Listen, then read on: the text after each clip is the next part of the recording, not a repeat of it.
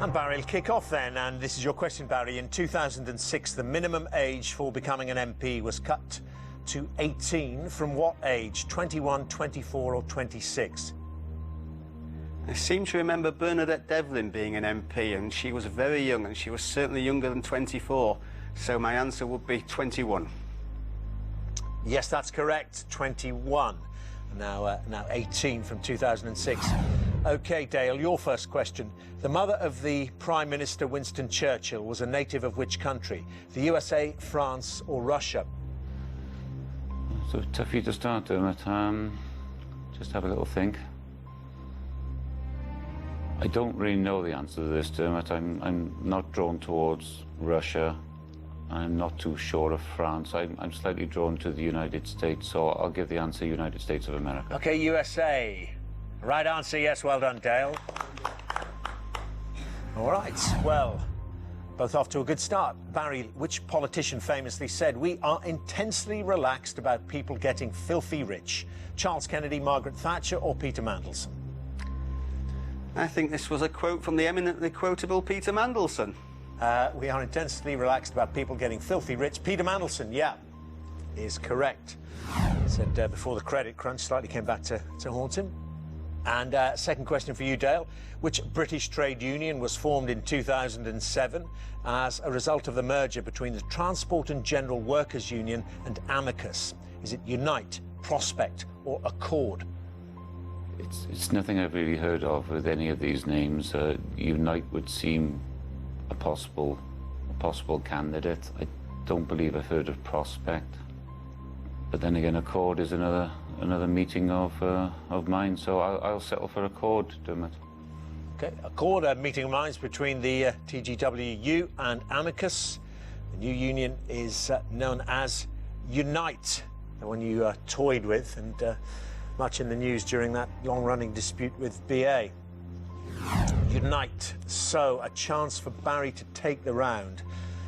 Barry, the prominent Labour backbencher Frank Field became an MP for which constituency in 1979? Birkenhead, Dagenham or Airdrie and Shotts? Not sure on this. It certainly wasn't Airdrie and Shotts. I think I'm going to go for Birkenhead. OK, thinking the unthinkable, or thinking about it anyway. Frank Field, an MP in 1979, elected in that election that saw Margaret Thatcher become Prime Minister. To Birkenhead, it is the right answer, Barry, and no chance of a comeback there. Dale, he's been put in first and got all three correct. And so I don't need to put another question to you. Would you both please come back and join your teams? So this is what we've been playing towards. It's time for the final round, which as always is general knowledge. But I'm afraid those of you who lost your head-to-heads won't be allowed to take part in this round. So Keith, Dave and Dale from the front line, CJ from the Eggheads, would you leave the studio, please? So Gail and Jeff, you're playing to win the front line, £17,000. Daphne, Chris, Barry and Pat, you're playing for something which money can't buy. The Eggheads' reputation. As usual, I'll ask each team 3 questions in turn. This time the questions are all general knowledge and you are allowed to confer.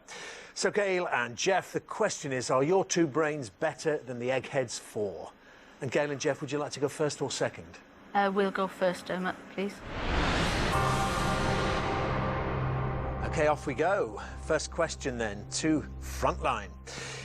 In the standard game of Monopoly, how much does a player receive from the bank each time their playing token lands on or passes over go? £50, £100 or £200?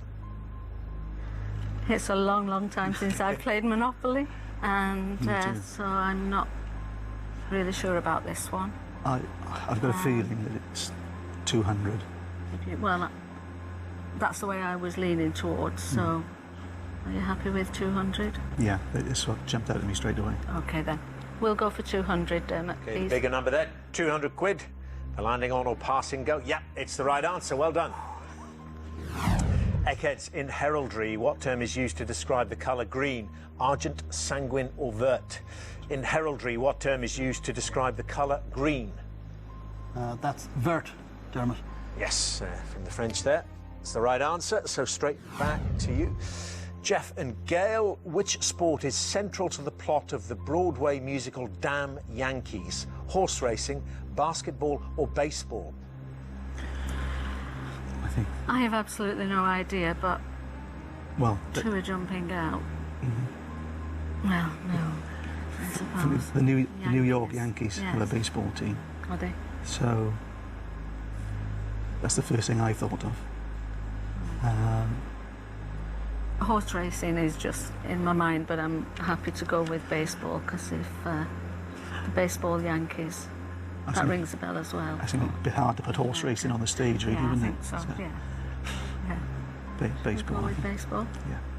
I think we're almost sure, and we'll go for baseball, Dermot. please. Almost sure about baseball. And Jeff, they're talking about the New York Yankees. Yep, baseball, right answer.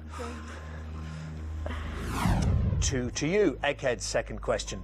The theme tune for the UK version of the TV show Big Brother was composed by Andy Gray and which DJ and record producer? Paul Oakenfold, Carl Cox or Mark Ronson? Oh, no. What's a clue? The only one that rings a bell is Mark Ronson, simply because, He's a DJ and record producer. yes, It might be that. Paul Oakenfold is very long established DJ.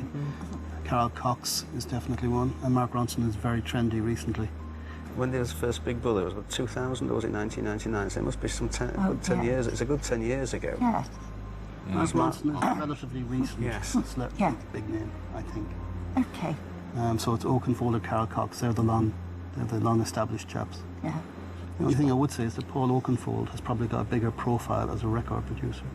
I'm not sure I remember Carol Cox being a record producer. He's probably the bigger name of the two, and it's very, very feeble. It's not logic at all. Well, we don't know, Can we so... go for Oakenfold? Yeah, I'm happy with that. Yeah. Okay, we're in the dark here, Dermot. We're going to go for Paul Oakenfold. CJ was in agonies there in the question room. CJ, happy now? I like that answer. Happy now, yeah, it's the right answer. Well, what can I say? Well, listen, I mean, still very much in it. It's all square, but that really would have given you a golden opportunity with this next question. But nevertheless, get this, and they're back under pressure again. So your third question.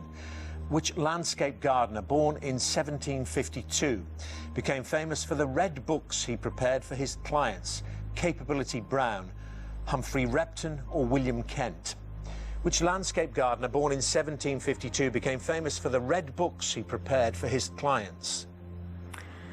Well, when this question was first asked, my instinct was Capability Brown, Mine too. but it is only an instinct, so if you can...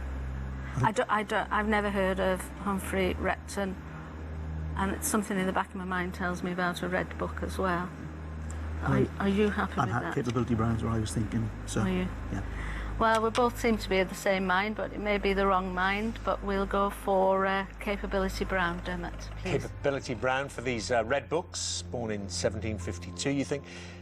It's not the right answer. It's not Capability Brown. Probably more famous of them, although I'm sure the eggheads will correct me. The red books by Humphrey Repton. Well, there we are. From the eggheads all over the place with their second one, which they did get, to this third one for Jeff and Gail, which they haven't. Suddenly the eggheads with the advantage. This your third question, eggheads.